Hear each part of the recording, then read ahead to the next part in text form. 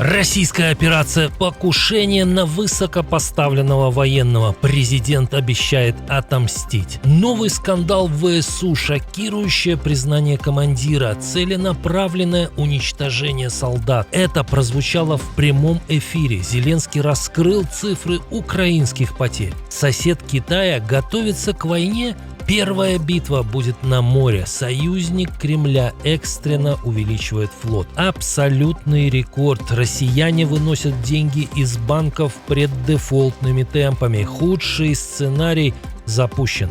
Об этих и других событиях к утру субботы 1 августа. Суббота не повод пропустить главное. Собрали для вас все самое важное к этому часу. В эфире «Нехта» и Олеська Кононенко. Такое могло получиться только у Путина. В России произошло историческое событие. Нефтегазовая держава начала импортировать из Марокко не только апельсины, но и бензин. Как сообщает Reuters, в порт Мурманска прибыла партия АИ-92 объемом около 30 тысяч тонн, отправленная из марокканского Танжера. Источники Reuters утверждают, что поставщиком выступила компания «Лукойл», а топливо уже могло поступить в продажу. Как отмечает агентство, Марокко стала уже третьей страной, откуда Россия начала закупать бензин после ударов украинских беспилотников по нефтеперерабатывающим заводам. Ранее поставки топлива также начались из Индии и Казахстана. По оценкам источников агентства, в июле российские нефтеперерабатывающие заводы обеспечивали лишь около 65% внутреннего спроса на бензин. Покушение на командира известного подразделения. В Украине пытались убить полковника Игоря Оболенского, возглавляющего корпус «Хартия». Об этом заявил президент Владимир Зеленский. По его словам, покушение было сорвано службой безопасности, а предполагаемый исполнитель и его сообщник уже задержаны. Президент заслушал доклад главы СБУ и переговорил с самим Оболенским. На эту попытку удара по Украине и украинскому командиру мы обязательно ответим. Поблагодарил Игоря за службу и пожелал бить по оккупантам еще сильнее. Игорь Оболенский участвует в боевых действиях с 2014 года. После начала полномасштабного вторжения он присоединился к добровольческому формированию «Хартия», которое впоследствии было преобразовано в 13-ю бригаду Национальной гвардии Украины. В прошлом году на ее базе был создан корпус, который и возглавил Оболенский. Обстоятельства покушения и его возможные мотивы официально пока не раскрываются. В Польше вынесли вердикт по поводу происхождения ракеты, упавшей ранее на территории Люблинского воеводства. После визита непрошенной гости в соцсетях можно было наткнуться на предположение, что боеприпас к Москве никакого отношения не имеет. Но точку в этих спорах поставил заместитель министра обороны Цезарий Томчик. Мы можем со всей ответственностью подтвердить, что это была российская ракета Х-101, то есть крылатая ракета, способная нести даже ядерные боеголовки, которая взорвалась при столкновении с землей. По его словам, во время массированного удара по Украине в ночь на 30 июля Россия выпустила около 70 ракет, из которых примерно 20 летели в сторону польской границы. Томчик отметил, что большинство из них были сбиты украинской ПВО, однако одну ракету не удалось перехватить, поскольку это могло привести к нарушению воздушного пространства Польши. Он также не исключил, что ракеты могли быть направлены в сторону страны преднамеренно. Кстати, именно в Люблине в среду встречались премьер Польши Дональд Туск и президент Украины Владимир Зеленский. Буквально через несколько часов именно в Люблинском воеводстве падает российская ракета. Вот такое совпадение. Новый скандал в ВСУ. Бывший командир 47-й бригады обвинил 225-й штурмовой полк в обстреле своих военных. Об этом Александр Ширшин написал на своей странице в Facebook. По его словам, инцидент произошел в апреле прошлого года. Офицер заявил, что пытался остановить артобстрел, поскольку был уверен, что под огнем находятся украинские военные, а не российские силы. Я долго пытался разобраться, действительно ли это была ошибка, ведь на войне такое бывает, к сожалению. Но чем больше я анализировал и проверял информацию, тем сильнее убеждался, что это было целенаправленное уничтожение беглецов. Накануне тексты Орг-УА опубликовали расследование, в котором военные рассказали об угрозах, избиениях и незаконном удержании, которые якобы практиковались 225-м полком и его командиром Олегом Ширяевым. Подразделения отвергли обвинения в создании подобия заградительных отрядов. Похоже, эти скандалы стали причиной радикального решения нового главкома ВСУ. Михаил Драпате приостановил пополнение штурмовых полков. Об этом сообщила «Украинская правда» со ссылкой на источники в 4 таких подразделениях. Издание отмечает, что это первое подобное решение высшего военного командования. Ранее, по данным издания, 225-й и 425-й штурмовые полки имели особые условия комплектования и пользовались поддержкой бывшего главнокомандующего Александра Сырского. Источники «Украинской правды» также утверждают, что в самих штурмовых полках опасаются возможного расформирования подразделений. Официально Генштаб ВСУ эту информацию пока не комментировал.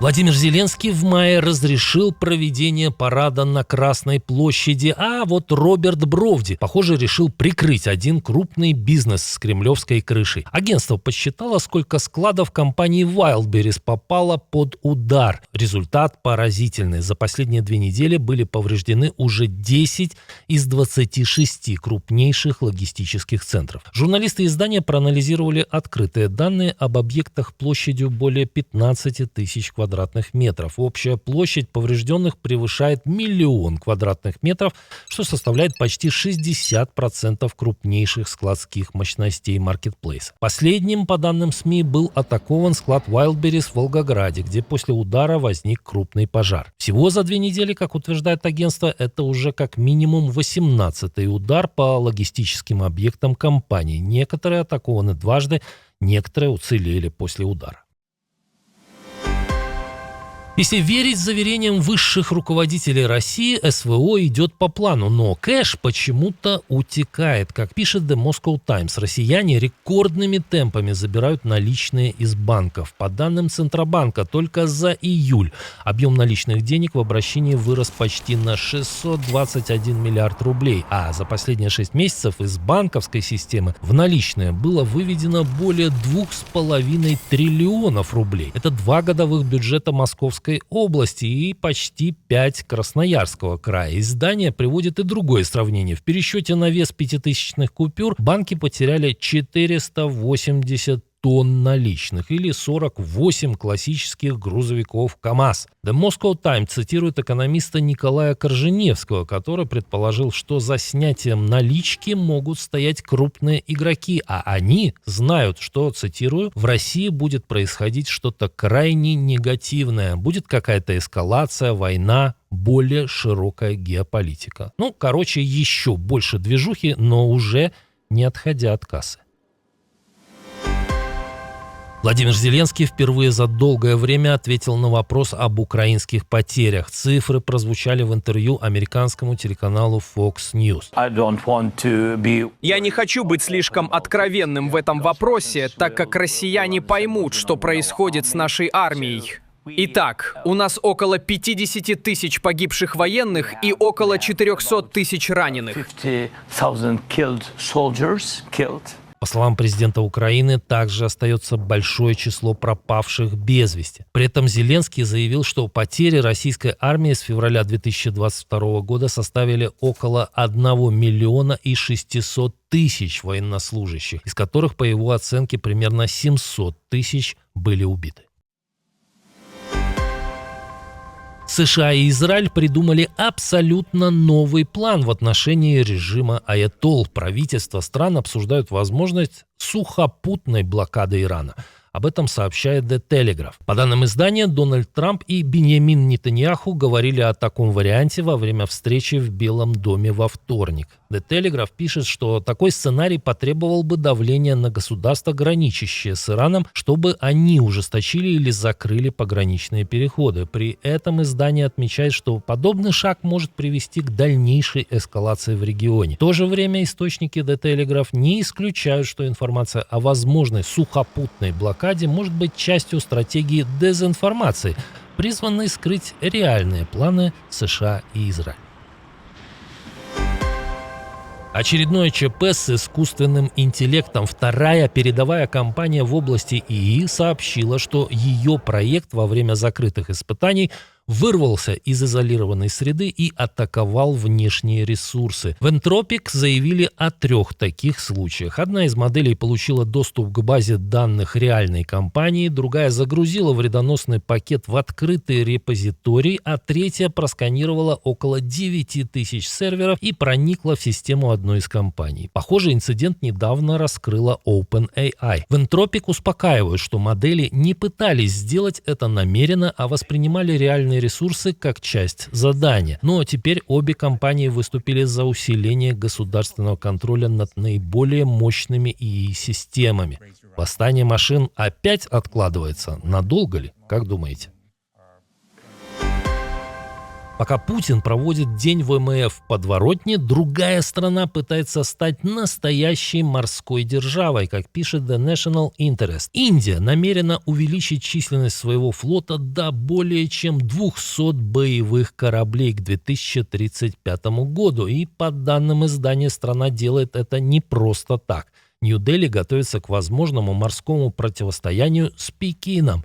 Сейчас ВМС Индии насчитывают около 150 кораблей и подводных лодок. Еще примерно 50 находятся в стадии строительства. Основой программы стала стратегия «Сделано в Индии», которая предусматривает производство большей части военной техники внутри страны. Главной причиной такого наращивания называют стремительное усиление КНР. По данным The National Interest, китайский флот уже насчитывает более 700 кораблей, а Пекин, к тому же, активно развивает сеть портов в Пакистане, Бангладеш, Шри-Ланке и Мьянме.